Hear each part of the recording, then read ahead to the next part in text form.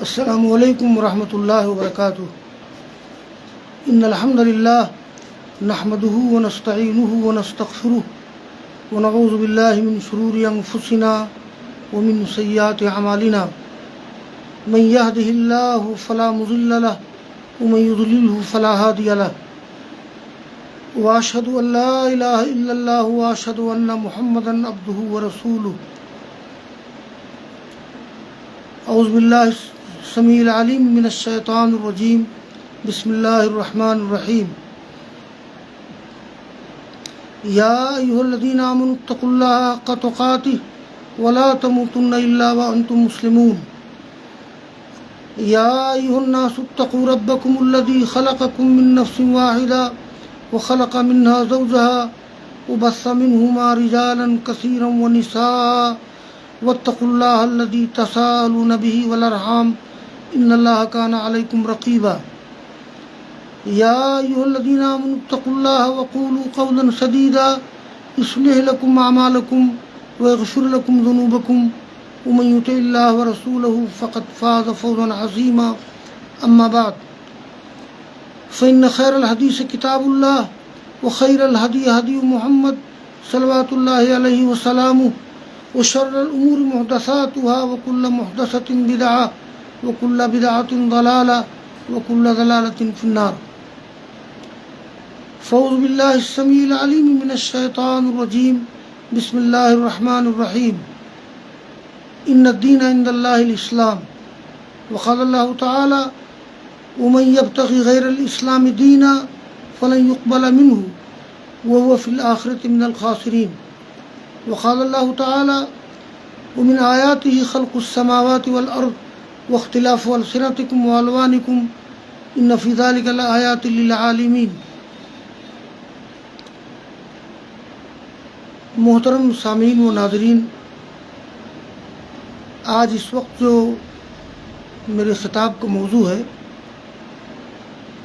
اس کا عنوان ہے یکساں سول کوڈ شریعت اور قانون کی نظر میں۔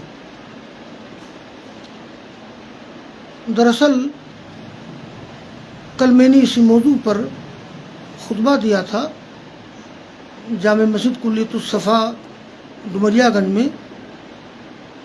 بعض احباب نے فیس بک پر ڈال دیا، اس خطبے کا ذکر کیا، تو بہت سی جہات سے یہ پیغام مجھے ملا کہ اس موضوع پر خطبہ ریکارڈ ہو جانا چاہیے۔ بس اسی مفاد کی تلافی کے لیے میں اس وقت اس موضوع پر یہ خطاب کر رہا ہوں۔ امید کی بعض و خطرات سنیں گے اور استفادہ کریں گے انشاءاللہ۔ محترم حاضرین و ناظرین، یہ آج کا موضوع ملک کے موجودہ حالات کے پیش نظر ہے۔ اس وقت ہمارے ملک میں جو موضوع بہت زیادہ گرم ہے اور جس کی وجہ سے شور و ہنگامہ اور ہلچل ہے، وہ ہے یکساں سول کوڈ یا یونیفارم سول کوڈ۔ اور یونیفارم سول کوڈ، اس کے اثرات دراصل پڑنے والے ہیں ملک پر، ملک کے قانون پر، ملک کے مختلف مذاہب پر اور خاص طور پر اسلامی شریعت پر۔ اسی لیے یہ موضوع منتخب کیا گیا ہے۔ اس سلسلے میں سب سے پہلی بات میں بتا دوں کہ یکساں سول کوڈ کیا ہے۔ تو یکساں سول کوڈ یا یونیفارم سول کوڈ، اصل میں یونیفارم کے کئی معانی ہیں، جیسے ڈریس، وردی اور یکساں، ایک سمان۔ یہاں یونیفارم سول کوڈ میں یونیفارم کا معنی ہے یکساں، ایک طرح، اور سول کا معنی ہوتا ہے شہری، اور کوڈ کا معنی ہے قانون۔ تو یکساں سول کوڈ یا یونیفارم سول کوڈ کا مطلب ہے ایک طرح کا شہری قانون، ایسا شہری قانون جو ایک سمان ہو، ایک طرح ہو، یکساں ہو، تو اس کو کہا جاتا ہے یکساں سول کوڈ۔ اس کو عربی میں کہا جاتا ہے القانون المدنی الموحد، یعنی ایک طرح کا شہری قانون۔ محترم سامعین، اس وقت آپ دیکھ رہے ہیں کہ ملک کی بعض ریاستوں میں فساد کے شعلے بھڑک رہے ہیں۔ منی پور جل رہا ہے، 1 مہینے سے زیادہ کا عرصہ ہوا ہے، وہاں کا فساد رکنے کا نام نہیں لے رہا ہے۔ دوسری طرف ملک میں معاش اور بے روزگاری کی مشکلات و مسائل ہیں، لیکن ہمارے ملک کے ذمہ داروں کو، حکمرانوں کو اس صورتحال کی فکر نہیں ہے۔ ایک سیاسی مقصد کے تحت اس موضوع کو ابھارا جا رہا ہے اور بڑی شدت سے ابھارا جا رہا ہے۔ اسی لیے ضروری ہے کہ ہندوستان کے سارے مسلمان بلکہ سارے باشندے اس موضوع کو سمجھیں، اس پر غور کریں اور اس کے خلاف احتجاج کریں، جو ہم سب کا جمہوری حق ہے۔ آئیے ہم ایک دوسرا جز لے رہے ہیں، اصل معاملہ اور اس کے اثرات۔ تو اصل معاملہ یہ ہے کہ آج سے 4-5 سال پہلے حکومت نے کوشش کی تھی یکساں سول کوڈ نافذ کرنے کی، لیکن ملک کے باشندوں کی طرف سے بڑی شدید مخالفت ہوئی، اس لیے اس کو ٹھنڈے بستہ میں ڈال دیا گیا تھا۔ لیکن ابھی اس سال چند دن پہلے یہ جو اتراکھنڈ ہے، ہمارے ملک کی ایک ریاست ہے جہاں بی جے پی کی حکومت ہے، تو اتراکھنڈ میں بی جے پی کی حکومت کے ذریعہ کمیٹی کا ایک تیار کردہ مسودہ ہے، اور اس مسودے کو تیار کیا ہے جسٹس رنجنا پرکاش کی کمیٹی نے۔ رنجنا پرکاش ایک عورت ہیں، جسٹس ہیں، ان کی قیادت میں جو کمیٹی ہے اس نے یہ مسودہ تیار کیا ہے۔ اس مسودہ میں کئی چیزیں شامل ہیں، جیسے طلاق میں مرد و عورت برابر ہیں، یعنی طلاق دینے میں مرد و عورت کو یکساں اختیار ہے، حلالہ پر پابندی، عدت پر پابندی، وراثت میں مرد و عورت کو برابر کا حصہ ہے، اور شادی کے لیے ضروری ہے رجسٹریشن کرانا۔ یہ ساری تجاویز اس مجوزہ یکساں سول کوڈ کے مسودہ میں شامل ہے۔ یہ مسودہ اتراکھنڈ میں بی جے پی حکومت کے ذریعے کمیٹی کا تیار کردہ ہے، لیکن ظاہر سی بات ہے کہ یہ بی جے پی گورنمنٹ کی پلاننگ اور ان کے مشورے سے یہ سارا کام ہوا ہے۔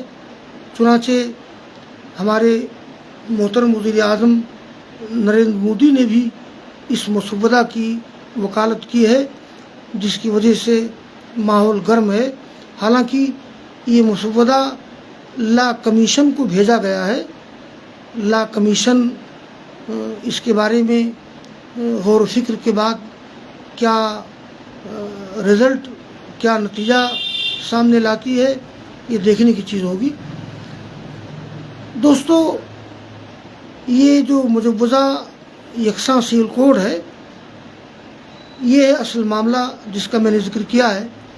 اب میں آپ سے ذکر کرتا ہوں کہ شریعت کی نظر میں اس کی کئی چیزیں کتاب و سنت کے قانون کے خلاف ہیں۔ جیسے مثال کے طور پر یہ جو کہا گیا ہے کہ طلاق میں مرد و عورت کو یکساں اختیار ہے، اصل میں رنجنا پرکاش کی کمیٹی کو خبر نہیں کہ مذہب اسلام میں مردوں کو طلاق کا حق دیا گیا ہے تو عورتوں کو خلا کا حق دیا گیا ہے۔ خلا بھی ایک چھوٹے درجے کی طلاق ہے۔ طلاق اور خلا کے احکام الگ الگ ہیں۔ لوگ یہ سمجھتے ہیں یا رنجنا پرکاش کی کمیٹی نے محسوس کیا کہ اسلامی شریعت نے مرد کو طلاق کا حق دیا ہے اور عورت کو کوئی حق نہیں دیا ہے، حالانکہ ایسی بات نہیں ہے۔ اسلامی شریعت نے مرد کو طلاق کا حق دیا ہے۔ اگر کوئی مرد عورت کو اپنے ساتھ رکھنا نہیں چاہتا ہے کچھ خرابیوں کی وجہ سے، وہ طلاق دے سکتا ہے، لیکن اگر کوئی عورت شوہر کے ساتھ رہنا نہیں چاہتی ہے کسی بھی وجہ سے تو اس کو خلا کا حق دیا ہے۔ خلا کا طریقہ یہ ہوتا ہے کہ عورت اپنا مقدمہ لے جائے گی، مجلس شرعی میں درخواست دے گی اور مجلس شرعی کے لوگ شوہر کو بیوی کو بلائیں گے اور حکم ہوں گے دونوں طرف سے۔ اس کے بعد وہ حالات کا جائزہ لے کر کے یا تو نکاح باقی رکھنے کے لیے کہیں گے یا نکاح کو فسخ کر دیں گے۔ تو طلاق مرد کا حق ہے اور خلا عورت کا حق ہے۔ اسی طرح سے جو بات حلالہ کی ہے تو حلالہ پر پابندی جو لگائی گئی ہے ہم اس کا خیر مقدم کرتے ہیں۔ مذہب اسلام سے حلالہ کا کوئی تعلق نہیں۔ یہ مذہب اسلام کی تشریح کرنے والی ایک فقہ میں حلالہ کا ذکر ضرور ملتا ہے، لیکن اب ان لوگوں نے بھی حلالہ کو غلط کہنا شروع کر دیا ہے۔ رہا معاملہ عدت کا، تو عدت عورت کی زندگی میں ضروری ہے۔ کوئی عورت مطلقہ ہو جائے، کسی عورت کے شوہر کا انتقال ہو جائے تو اسلامی شریعت نے کچھ وقت متعین کیا ہے عدت کا اور اس کے احکام ہیں۔ جیسے کسی کا شوہر انتقال کر جائے، اب یہ نہیں کہ ابھی شوہر نے انتقال کیا ہے اور دوسرے دن کوئی بیوی شادی رچانے لگے، تو اسلامی شریعت کا کہنا یہ ہے کہ وہ عورت کم از کم 4 مہینے 10 دن انتظار کرے، اس کے بعد پھر شادی کرے۔ کچھ تو پتہ چلے کہ اس کے شوہر کا انتقال ہو گیا ہے۔ اور رہی یہ بات کہ یہ وراثت میں عورت و مرد کا برابر کا حصہ ہے، تو یہاں ایک بات معلوم ہونا چاہیے کہ اسلامی شریعت میں مساوات نہیں ہے بلکہ عدل و انصاف ہے۔ اصل میں یہ بات اس لیے کہی گئی اس مسودہ میں کہ قرآن کریم میں کہا گیا ہے للذکر مثل حظ الانثیین، یعنی مرد کو عورت کا ڈبل حصہ ملے گا۔ یہ اصل میں عورت کے سسرال میں جب وراثت تقسیم ہوتی ہے تو عورت کو کتنا حصہ ملتا ہے؟ عورت کو آدھا حصہ ملتا ہے اور مرد کو ایک پورا حصہ ملتا ہے۔ یا وہ کہہ لیجیے کہ مذکر کے لیے، مرد کے لیے 2 عورتوں کے حصے کے برابر ہے۔ یہیں سے لوگوں نے سمجھا ہے کہ مذہب اسلام نے عورت کے ساتھ ناانصافی کی ہے، اسی لیے یہ اس مسودہ میں یہ بات کہی گئی ہے کہ وراثت میں عورت و مرد کا برابر کا حصہ ہے۔ حالانکہ یہ بات معلوم ہونا چاہیے کہ اسلامی شریعت میں عورت کو 2 طرف سے حصہ ملتا ہے۔ عورت کو حصہ ملتا ہے سسرال میں بھی، عورت کو حصہ ملتا ہے میکے میں بھی، لیکن مرد کو سسرال میں حصہ نہیں ملتا ہے۔ اگر خبر ہوتی رنجنا پرکاش کی کمیٹی کو تو شاید وہ لوگ یہ بھی کہہ دیتے کہ بھائی جیسے عورت کو حصہ ملتا ہے میکے میں، سسرال میں، ایسے مرد کو بھی حصہ ملنا چاہیے اس کے اپنے گھر اور سسرال میں۔ تو عرض مجھے یہ کرنا ہے کہ عورت کو 2 جگہ سے حصہ ملتا ہے، اسی لیے سسرال میں یا جائیداد کی تقسیم کے وقت کہا گیا کہ للذکر مثل حظ الانثیین۔ ایک دوسری بات یہ ہے کہ گھر اور سماج کی پوری ذمہ داری مرد پر ہوتی ہے، عورتوں پر نہیں۔ قرآن کریم میں فرمایا ہے کہ الرجال قوامون علی النساء، یعنی مرد عورتوں کے حاکم ہیں ازدواجی زندگی میں اور فیملی کی زندگی میں مرد حاکم ہے، عورت محکوم ہے۔ اس میں بھی عورت کی فطرت، اس کے مزاج، اس کی کمزوریوں کو لحاظ رکھا گیا ہے۔ قرآن نے ذکر کیا ہے، اس کے دو اسباب قرآن نے ذکر کیے ہیں۔ ایک تو یہ ہے کہ بما فضل اللہ بعضهم علی بعض، اس لیے کہ اللہ تعالیٰ نے بعض کو بعض پر فضیلت اور برتری دی ہے، یعنی مرد کو عورت پر اللہ تعالیٰ نے برتری دی ہے جسمانی طاقت میں اور عقل میں۔ تو جسمانی طاقت اور عقلی طاقت دونوں میں مرد کو فوقیت حاصل ہے عورت پر، اور اس کا اعتراف تو جدید دور کے ڈاکٹروں نے، اطباء نے بھی کیا ہے۔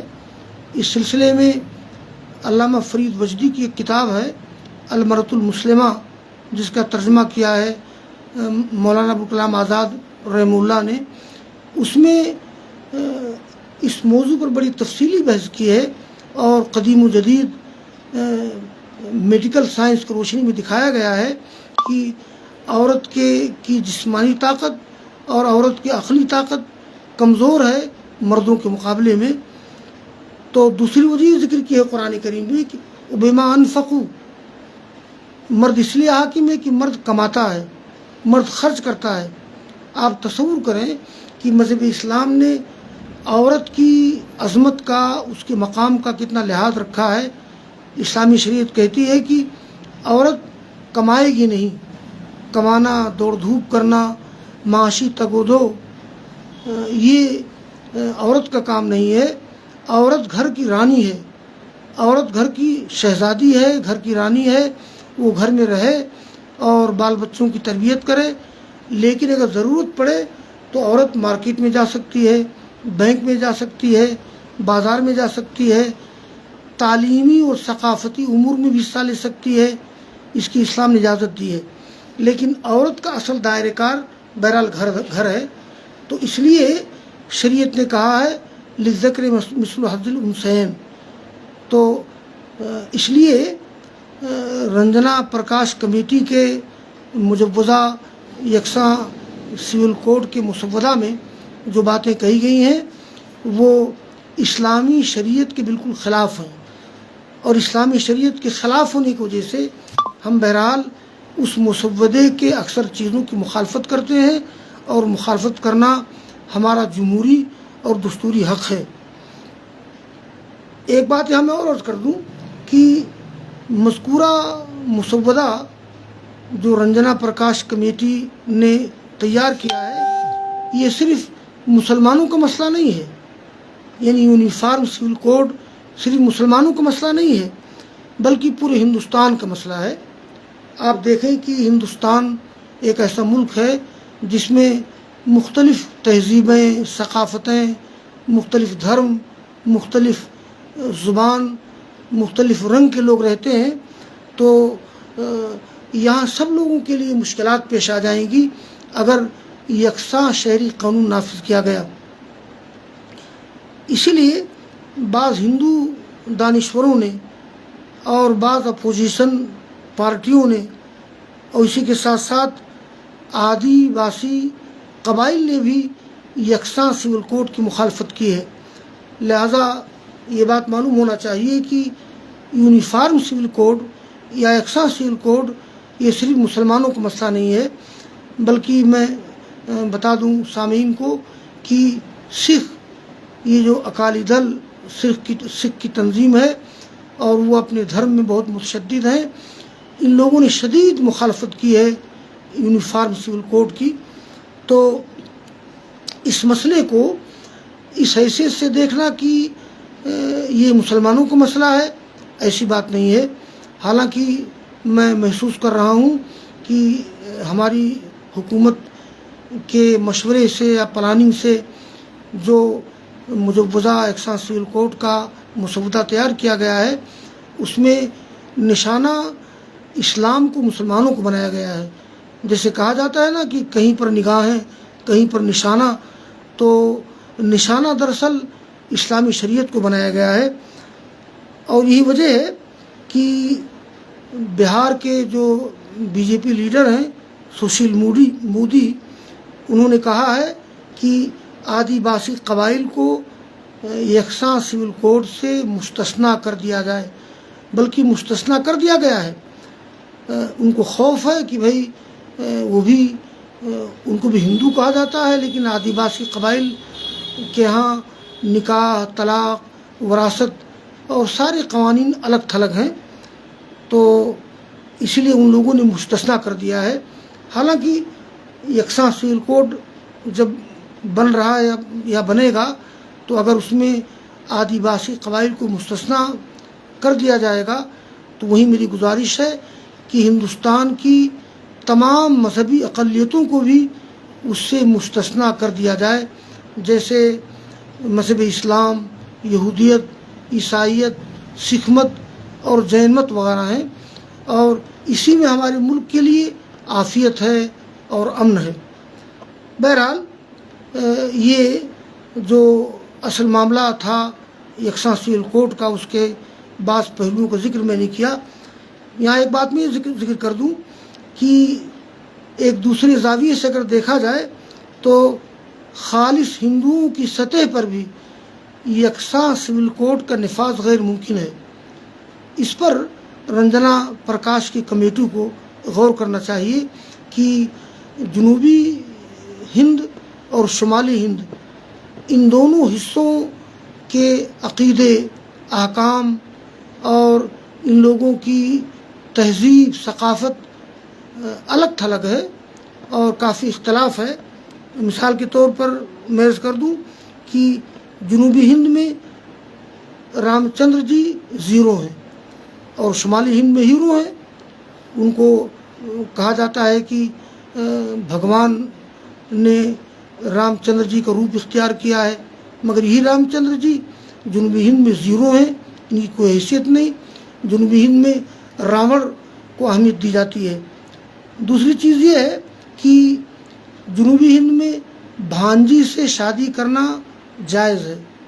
بھانجی یعنی یہ بہن کی لڑکی، بھانجی سے شادی کرنا جائز ہے، لیکن شمالی ہند میں بھانجی سے شادی کرنا حرام ہے۔ اسی طرح سے جنوبی ہند کے ہندو بھائی بیف کھاتے ہیں، یعنی گائے کا گوشت کھاتے ہیں، لیکن شمالی ہند میں گائے کا احترام کیا جاتا ہے اور گائے کو ماتا کا درجہ دیا جاتا ہے۔ اس طرح سے بہت سے تہذیبی اور ثقافتی معاملات میں خود ہندوؤں میں کافی اختلاف ہے۔ اس لیے میری گزارش ہے ہندوستان کی لا کمیشن سے کہ وہ ان چیزوں پر غور کر کے یکساں سول کوڈ کی تنفیذ کی بات کرے، ورنہ ملک میں بڑا فتنہ و فساد و ہنگامہ ہونے کا اندیشہ ہے۔ آئیے ایک اور موضوع پر گفتگو کرتے ہیں، اور وہ یہ ہے کہ یکساں سول کوڈ کی قانونی حیثیت۔ اب تک جو میں نے گفتگو کی ہے کہ اسلامی شریعت اور دوسرے مذاہب کے اعتبار سے یکساں سول کوڈ کا نفاذ درست نہیں ہے بلکہ غیر ممکن ہے۔ اب خطاب کا جو دوسرا حصہ ہے یکساں سول کوڈ کی قانونی حیثیت، اس پر تھوڑی سی گفتگو ہم کرتے ہیں۔ دیکھیے، ہندوستان کا جمہور سیکولر، ہندوستان کا دستور سیکولر اور جمہوری ہے، اور دستور ہند کئی زبانوں میں ہے، ہندی میں، انگریزی میں، اردو میں۔ اردو میں دستور ہند کا نام ہے بھارت کا آئین۔ میرے پاس بھارت کا آئین ہے اور میں ضرورت کے مطابق اس کا مطالعہ بھی کرتا ہوں۔ تو اس کا تیسرا باب ہے جس کا عنوان ہے بنیادی حقوق۔ اس کے تحت ایک عنوان ہے مذہب کی آزادی کا حق۔ اس میں آرٹیکل 25 کے تحت درج ہے، وہ بالکل دستور ہند کا ترجمہ ہے کہ تمام اشخاص کو آزادی ضمیر اور آزادی سے مذہب قبول کرنے، اس کی پیروی کرنے اور اس کی تبلیغ کرنے کا مساوی حق ہے، بشرطے کہ امن عامہ متاثر نہ ہو۔ اور اسی طرح سے اس باب میں ایک دوسرا عنوان ہے ثقافتی اور تعلیمی حقوق. اس میں آرٹیکل 29 کے تحت ہے تمام اقلیتوں کو خواہ وہ مذہب کی بنیاد پر ہوں یا زبان کی بنیاد پر ہوں اپنی پسند کے تعلیمی ادارے قائم کرنے اور ان کا انتظام کرنے کا حق ہوگا. اب آپ غور کیجئے، یہ جو باب ہے بنیادی حقوق، اس میں دستور ہند نے ملک کے تمام باشندوں کو حق دیا ہے کہ انہیں آزادی ہے کوئی بھی مذہب قبول کرنے کی، اپنے مذہب کی تبلیغ کرنے کی، اسی طرح سے اپنی پسند کے مطابق ثقافتی اور تعلیمی ادارے قائم کرنے کی. یہ ہمارے دستور نے ایک بنیادی حق دیا ہے. تو یکساں سول کوڈ یا یونیفارم سول کوڈ یہ دستور ہند کی 3 دفعات کے بھی خلاف ہے. اس پر بھی رنجنا پرکاش کی کمیٹی کو جس نے مسودہ تیار کیا ہے، یہ ہمارے ملک کی لا کمیشن کو اس پر بھی غور کرنا چاہیے کہ ایسا تو نہیں کہ یکساں سول کوڈ ہندوستان میں دیے گئے شہریوں کے بنیادی حقوق کے خلاف تو نہیں ہے. یہاں ایک بات میں اور ذکر کر دوں کہ دستور میں 4تھا باب ہے مملکت کی حکمت عملی کے ہدایتی اصول. اسے غور سے سماعت کریں گے. اس میں دفعہ 44 کے تحت درج ہے مملکت یہ کوشش کرے گی کہ بھارت کے پورے علاقے میں شہریوں کے لیے یکساں مجموعی قانون دیوانی کی ضمانت ہو. بس یہ جو دفعہ 44 ہے مملکت کی حکمت عملی کے ہدایتی اصول کے تحت، اصل میں اسی کے تحت وقتاً فوقتاً یکساں سول کوڈ کی بات کی جاتی ہے. حالانکہ جو حضرات قانون کے ماہرین ہیں ان کو جاننا چاہیے کہ اس میں جو بات کہی گئی ہے کہ قانون دیوانی یکساں قانون دیوانی مالیات وغیرہ کی ضمانت ہو، مطلب دیوانی، فوجداری اور مالیات کے تعلق سے جو قوانین ہیں یہ قوانین یکساں ہونے چاہیے. یہ جو بات کہی گئی ہے دفعہ 44 میں، اس کا مطلب یہ نہیں ہے کہ یہ تمام شہریوں کے لیے یکساں شہری قانون ہو. نکاح، طلاق، وراثت وغیرہ کے بارے میں اس کا تعلق تو مذہب سے ہے، اس کا تعلق تو دھرم سے ہے، اس کا تعلق اس سے نہیں ہے. لیکن میں نے محسوس کیا ہے، بلکہ بہت سے لوگوں نے لکھا ہے کہ اصل میں اسی دفعہ کا سہارا لے کر کے وقتاً فوقتاً یکساں سول کوڈ کی بات کی جا رہی ہے. لیکن جیسا کہ میں نے ذکر کیا کہ موجودہ ہندوستان میں جو مختلف تہذیبوں ثقافتوں کا سنگم ہے اور جہاں مختلف مذاہب کے لوگ رہتے ہیں اور خود ہندوؤں کے درمیان کافی تہذیبی ثقافتی اختلاف ہے، تو ہمارے ملک میں اس طرح سے یکساں سول کوڈ کا نفاذ قطعی غیر ممکن ہے.